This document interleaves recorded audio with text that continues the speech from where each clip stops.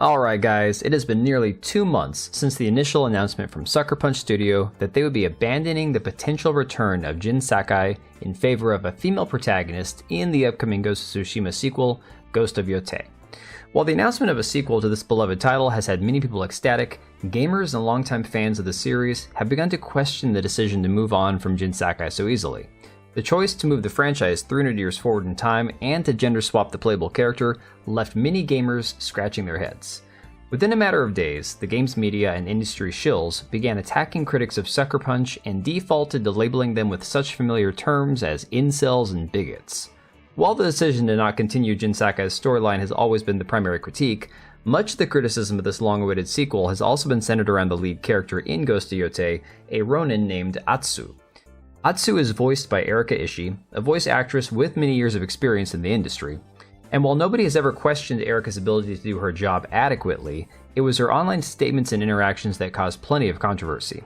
The internet was quick to discover that she had preemptively blocked a massive list of YouTubers, myself included, as well as content creators on Twitter/X, as well as her long and exceedingly vocal history of activism in the name of, quote, trans rights. There also seems to be a recurring theme where many of the characters she has voiced are members of the LGBTQ community, marking an increased push for LGBT representation in voice acting. And of course, I discovered this years ago, that her character Valkyrie from Apex Legends quite disgustingly has a line where she sarcastically offers to sell one of her ovaries for some ramen. Yum, right? While many people felt that they could simply boycott Yotei and instead return to non-woke Tsushima, new footage has just been unearthed that might make some gamers reconsider a return visit. In a shocking twist, Daisuke Tsuji, the voice actor for Jin Sakai, had an absolute meltdown over the 2024 US election results on his Twitch channel on Sunday, which was actually this morning when I discovered it. An anonymous tip led me to discover his Twitch stream, and the level of Trump derangement syndrome on display did not disappoint. After starting his live stream and adjusting his background music, Daisuke decided that the best way to help everyone struggling with the result of the election was to lead his viewers in a breathing exercise. This consisted of him breathing in for 7 straight seconds and then screaming for 10 more. And oh yes, we're going to play it for you. Hello! We're still here. I'm still alive. You're still alive. That's something to be happy about.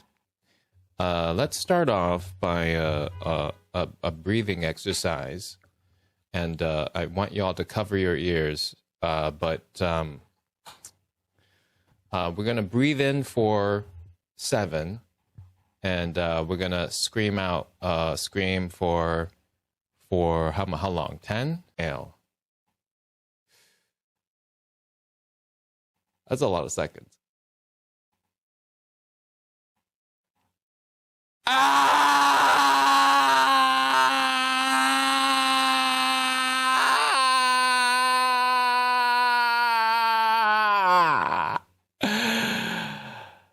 That wasn't as loud as I could have been. If you're asking why we are screaming, have you been paying attention to the news at all? The last Tuesday was very hard, just like for a lot of you. As comical as it may have seemed at the time, it was a fairly harmless, albeit strange exercise. Immediately following the screaming exercise, things took a much darker turn. Daisuke, who has a prolific voice acting career, began to talk about how he had recently been playing Spider-Man 2 to help him take his mind off the election, and I think it's worth pointing out that he has also been a voice actor in Spider-Man 2, as well as Suicide Squad Kill the Justice League, so maybe there's some Sweet Baby connections in there, I'm not quite sure. He then went on to compare the Spider-Man villain Venom and his world-consuming, quote, black goo to Donald Trump being elected for a second term. What I didn't expect him to say was that in order to heal the world, we need to destroy the black goop. This alien, this black evil alien, latches on to Peter and Harry and exploit their weakness, exploit their trauma, to do what they want to do, which is essentially to survive. And they're left with like the Venom, and they're like, oh, we gotta heal the world by defeating Venom. Like, well, I guess to heal the world, we have to destroy the black goop. But without that, like, we can't really do anything. So it's like, oh man, we got the black goop again. We just gotta keep destroying the black goop. Yeah, and that's the orange goop. And I don't, when I say destroy it, I'm not inciting violence. This is all metaphor. He then went on to clarify that he wasn't calling for violence, but the statement seems extremely reprehensible given the multiple attempts on President Trump's life this year alone. The insanity didn't end there. He would then go on for about, half an hour about how he didn't want to blame anyone for Trump being reelected, but that he ultimately believed that President Biden and the Democrats had 4 years to make necessary changes, and they didn't capitalize on it. These changes, according to Daisuke Tsuji, would be imposing 4 to 6 year term limits on Supreme Court justices and replacing the Electoral College entirely. Things that, like people after when Trump was gone, people were throwing out ideas of like, hey, let's get rid of Electoral College. That's not working. Electoral College,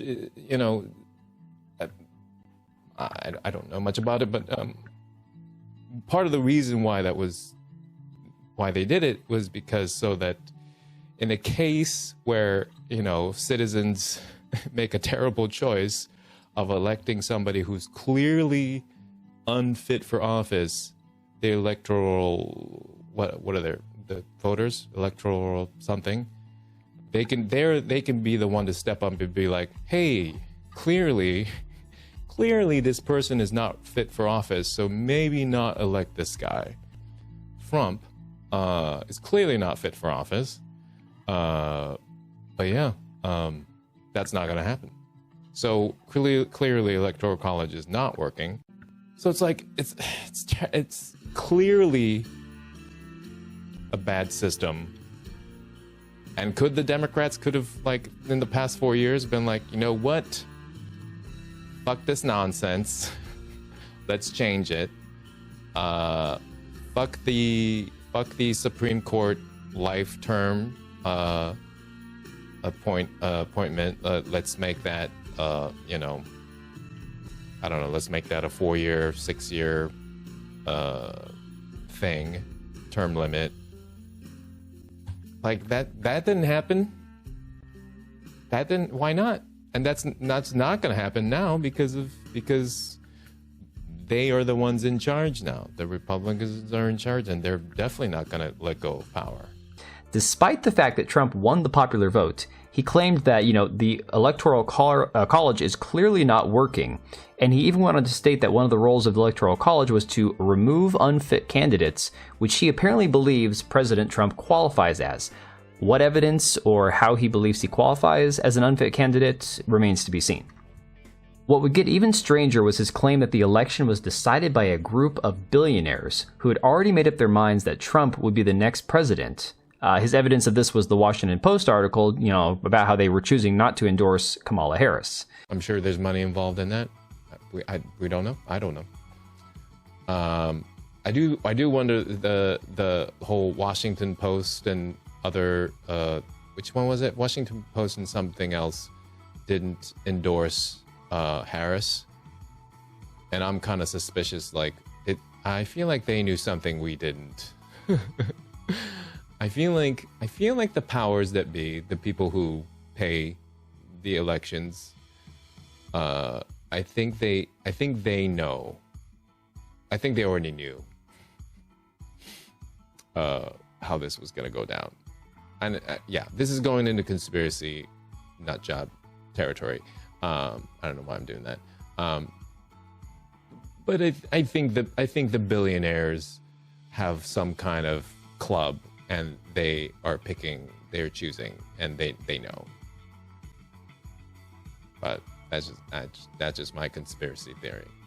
This claim also runs counter to the reality that Vice President Kamala Harris massively outraised President Trump in terms of campaign donations, and I think it's something like 3-1. Daisuke would then go on to attack Trump in a docu-series that showed a behind-the-scenes look at him dictating to a beautiful blonde woman It was then posted to his Truth Social account. She was actually, he was dictating and she was typing it up. And he claims that she only got the job because she, quote, looked a specific way, which sounds, I don't know, sexist, bigoted, racist. I mean, take it however you want to take it. It sounds extremely bigoted. The tweet, he's saying things to a pretty blonde, a pretty blonde who's typing it up for him. I wish all the best for that pretty blonde lady. And that's also gross too, that I'm sure the people on the comment section is like, yeah, he's having a hot blonde girl type what he says. Like, he's so presidential. But it's so obvious. Like, of course, he hires, I don't know if she's an assistant or whatever, but like, of course he chooses that specific looking person to, how do you say, do his dictation? Oh wait, that sounds terrible. You know what I mean. While it may shock many to see these disgusting remarks being made by the voice of Jin Sakai, it is just one more example of the rotten state of both the AAA games industry and the voice acting as a whole. Many of the people who developed and acted in the games and franchises that we grew up on and remember very fondly hate us for what we all believe. This is one more reason that the games industry needs to have these activists rooted out before the entire thing caves in on itself, which I believe we are in the middle of seeing right now. So let me know what you think about this, guys. Share your thoughts down below. I'll be posting this on Fandom Pulse as well as on my website. I'll be putting out some tweets about this first thing in the morning. Let me know what you think about all this, and I will catch you guys on the next one. Alright, and if you made it this far, thank you so much for watching the video. Thank you for being here. I do have two channels, Minimal Effort Podcast as well as my gaming channel. I do have a Twitch and Kick for my gaming channel. We do live streams over there occasionally, maybe once a week. And then if you are in the market for a new PC, make sure to check out Meta PCs. Click the link I have down below. Use code TBO at checkout for a special discount. Thanks again for watching, and I'll see you next time.